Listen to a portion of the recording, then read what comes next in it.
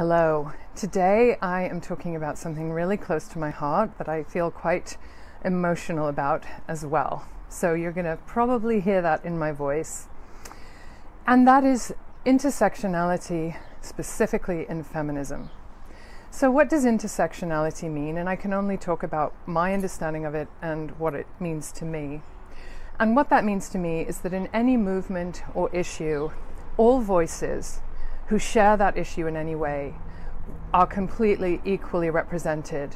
And not only that, that the movement itself absolutely understands the intersection of the central issue, in this case feminism, and things like race or others who identify as women, but who are not usually empowered to speak out as women. And this came to me because of a wonderful newsletter that I subscribe to called AntiRacial Daily. And because I can only see things from my own limited view, from my own limited experience, I've been finding this newsletter incredibly helpful in helping me understand more details about issues that I'm already aware of, but the how and the why from the perspective, in this case, of a Black woman who is curating that newsletter. I'm S.J. Harrison, voice and performance coach. Voice, empowerment, and agency are really central to what I do, and in these lives I share more personal things that I'm thinking about during the week. So, why is intersectionality so important in what has essentially been white feminism? Let me describe it from another angle. In patriarchal capitalist systems, traditionally there is this idea of the trickle-down effect. In economics, you're probably familiar with that. So if the most empowered, privileged individuals become even more privileged and empowered, then that will somehow trickle down to those who are less empowered. And this clearly has failed massively. But imagine, say, let's now take the example of intersectional feminism.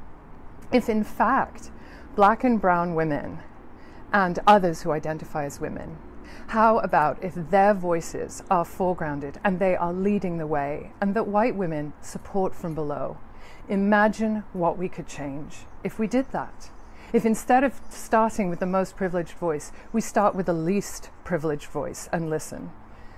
And I think that this would be the way that we can really transform things. Not only is it right, but we can actually make full change. From a Buddhist perspective, I understand from my Buddhist practice the idea of oneness of self and environment.